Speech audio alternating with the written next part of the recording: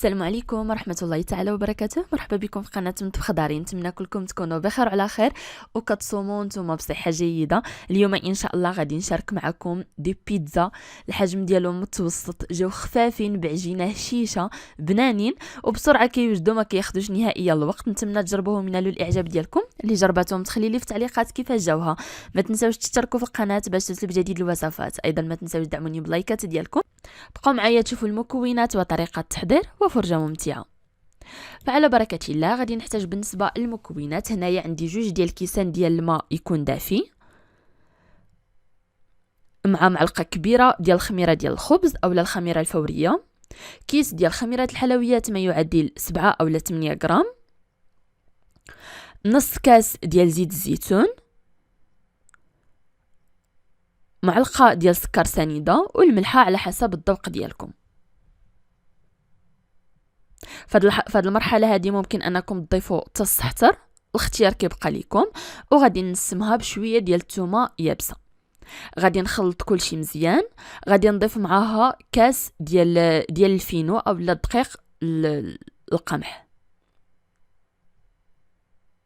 انا هنايا صوبت كاس ونص تقريبا، ما يعادل 1 الزلافه، الحجم ديالها متوسط. صافي كنخلط مزيان وكنغطيه بالسلوفان وكنخليه حتى كيختمر. بالنسبه للناس اللي ما بغاوش يستعملوا الفينو فممكن في هذه المرحله دي تصوبوا نيت الفرص، الاختيار كيبقى لكم. غير انا كنفضل الفينو باش كتجينا كلابات ديال البيتزا ديالنا يعني هكا حريرشه كتكون. هنايا عندي المقله بين ما خمر لي داك الجزء الاول اللي درنا د العجينه. غادي نجيب مقله درت فيها واحد البصله كبيره مشلضه او لا مقطعه طويله، شويه ديال الثومه يابسه، شويه ديال الملحه، شويه ديال زيت الزيتون وشويه ديال الابزار، وغادي نخليها تشحر مزيان تتبدا تهبط. انا هنايا ما غاديش نغطي على البصله باش ما تطلقليش الماء ديالها، فغادي نخليها غير على نار مهيله ومره مره غادي نحركها.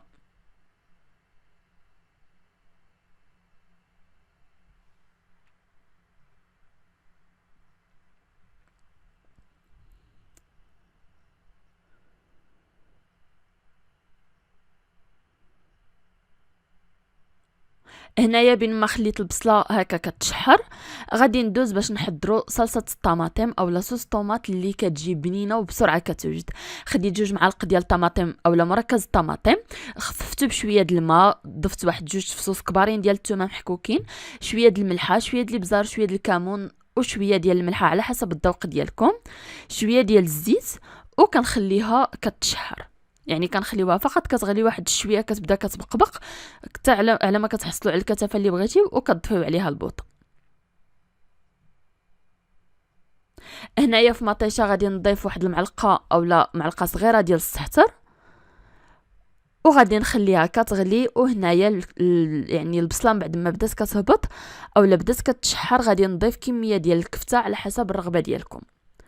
وكنحاول انني نخلط داك البصله مزيان مع الكفته حتى كيرجعوا خليط متجانس.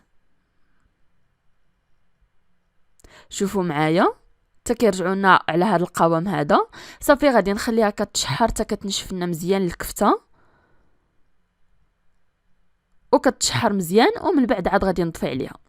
هنايا شوفوا حتى لاصوص الطوماط ديالي كتكون ها هي دي وجدات. شوفوا معايا بسرعه كتوجد، يعني ممكن في اخر لحظه عاد تنوض توجدي هاد البيتزا هادي.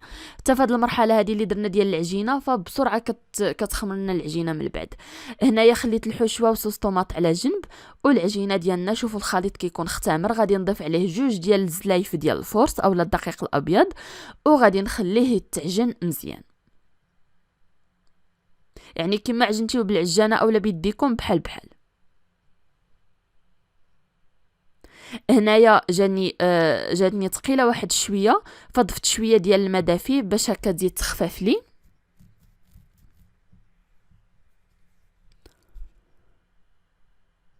ضروري العجينه ديالنا خصها تكون خفيفه وكتلصق. هنا كمرحله اخيره ضفت واحد شويه ديال زيت الزيتون باش تجمع لي العجينه يعني وغادي ندهنها ايضا بشويه ديال الزيت هكا من الفوق باش ما تلصقليش في السلوفان. شوفوا معايا العجينه كيفاش كتكون خفيفه غادي نغطيها وغادي نخليها تختمر. ففهاد المرحله هذه الثانيه ديال الاختمار بسرعه كتخمر، ما كتاخذش نهائيا الوقت، يعني تقريبا واحد ما بين 10 حتى 15 دقيقه كتكون خامره. شوفوا معايا تبارك الله قداش كطلع. انا هنا راني كنصور لكم هاد البيتزا هادي في اخر لحظه عاد صوبتها، داكشي علاش مباشره بعد ما صوبت العجينه هكا كتخمر لي في الاول دزت حضرت الحشوه باش بسرعه نكمل. هنايا رشيت شويه ديال الفينو في سطح العمل ودهنت يدي بشويه ديال الزيت، وغادي نبدا نشكل بيتزاتي كل الحجم ديالو متوسط، وانتم والقياس على حسب الرغبه ديالكم. انا هنايا درت بيتزات بحجم متوسط باش هكا كل واحد بالبيتزا ديالو.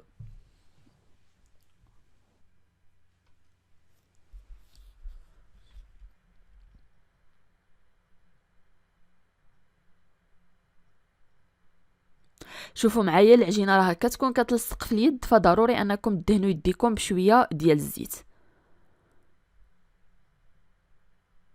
انا هنايا غادي نكمل تنسالي الكميه اللي عندي كامله، جاتني كميه كثيره. صوبت النص والنص خبعته في المجمد، نتوما على حسب افراد العائله ديالكم. هنايا شوفوا معايا غادي نجيب اول وحده غادي نرشها مزيان بالفينو وغادي نبدا نقرصها وانا كنقلب. فما نحتاجش نهائيا انني نستعمل المدلك، حيت كما قلت لكم العجينه ديالنا كتكون خفيفه، غير كتديوها هكا وتجيبوها اولا غير كتطلقوها هكا بالصبيعات ديالكم فبسرعه كتطلق. اهم حاجه انكم نتوما كتطلقوها وانتوما كترشوا شويه الفينو باش ما تلصق لكمش فوق سطح العمل. صافي كنكون واضعه اولا دايره الطباصل ديال الفران حدايا باش الحبه اللي ساليتها كنوضعها في الصفيحه اللي كتدخل الفران. اما كدهنوها اما كديروا بابي كويسو اولا كترشوا هكا شويه ديال الفينو فوق الطبسيل ديال الفران، لكم الاختيار.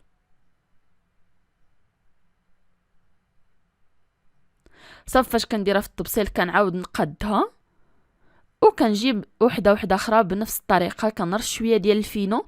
ممكن ايضا انكم تستعملوا تسميده رقيقه، واللي بغى يخدم بالفورس اولا بالدقيق الابيض الاختيار كيبقى لكم.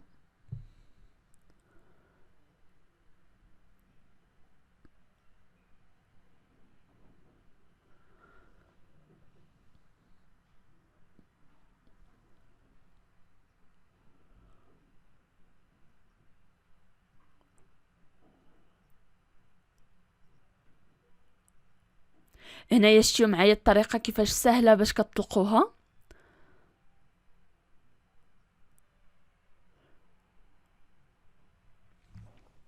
انا هنايا غادي نطلق هكا واحد 4 ديال الحبات اللي غادي يتساعوا لي في الطبسيل، كل طبسيل هز لي 2 ومن بعد عاد غادي نعمرهم. فهاد الاثناء راني رديت الفران كيسخن على 180 درجه 200 درجه حتى كندخل البيتزا عاد كنقص ل 180 190 وكنشعل المود ديال البيتزا. شوفوا معايا هنايا كنتقب مزيان داك لاباط ديالي. ضروري الفران كيخصو يكون سخون فاش تدخلوا البيتزا باش تحمر لكم مزيان والحشوه اللي درتيو فيها دغيا طيب. هنايا ممكن انكم ديروا كلشي خضر اولا ديروا يعني هكا كلشي طيب على حسب الاختيار ديالكم في التعمار. شوفوا معايا كنتقب مزيان داك البيتزا باش ما كتنفخليش كتر من القياس وغادي نبدا نعمرها. غادي نوضع في الاول صوص طوماط،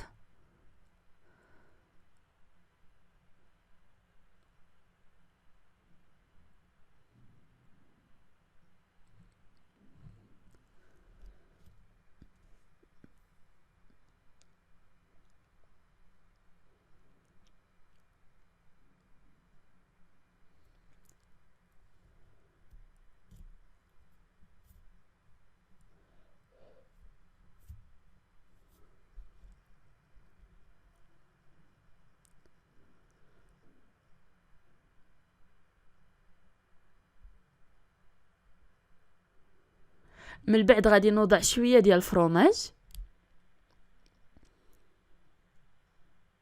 غادي ندير الكفته اللي شحرنا من قبل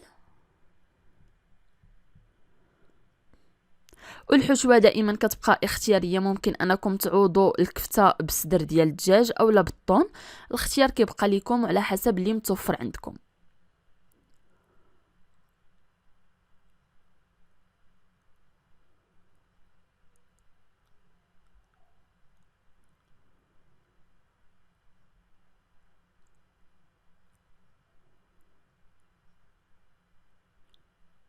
هنايا وضعت شويه ديال الزيتون من الفوق، زيتون الكحل، ممكن تضيفوا حتى الخضر الا كان عندكم، وغادي نرشها مزيان بالفرomاج من الفوق، وغادي ندخلها طيب. كما قلت لكم غادي نشعل المود ديال الفرفاره، وغادي نشعل المود ديال البيتزا. انا هنايا غادي ندخل جوج ديال الطباسل، داكشي علاش غادي نشعل المود ديال الفرفاره باش يطيبوا لي البيتزات كاملين في نفس الوقت.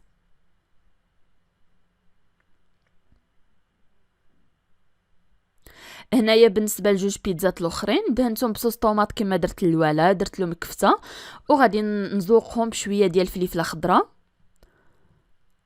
ممكن تضيفوا حتى لي طوماط سوريز الا كانوا عندكم. هنا بالنسبه للناس اللي كيبغيو الخضره غادي ندير ايضا شويه ديال الزيتون من الفوق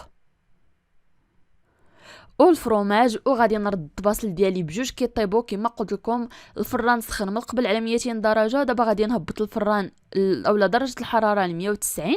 غادي نشعل المود ديال الفرفره، وبطبيعه الحال غادي نضغط على المود ديال البيتزا، نخليهم يطيبوا تقريبا. طابوا لي على المده ديال 20 هكاك 20 دقيقه كانوا طايبين، ونعاودوا نتلاقاو باش نشوفوا الشكل ديالهم النهائي. هنايا من بعد ما طابوا البيتزا تشوفوا معايا كيفاش كيجيو، يا سلام. غادي نرش شويه ديال السحتر من الفوق، وكيكون هذا هو الشكل ديالهم النهائي. نقطع لكم باش تشوفوا معايا كيفاش كيجيو هشاشين. شوفوا غير وانا هزاها كتجي هشيشه وخفيفه العجينه ديالهم.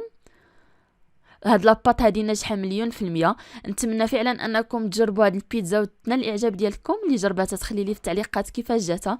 ما تنساوش تشتركوا في القناه باش توصلوا بجديد الوصفات. ايضا ما تنساوش تدعموني باللايكات ديالكم. خليتكم على خير، والى وصفه اخرى ان شاء الله.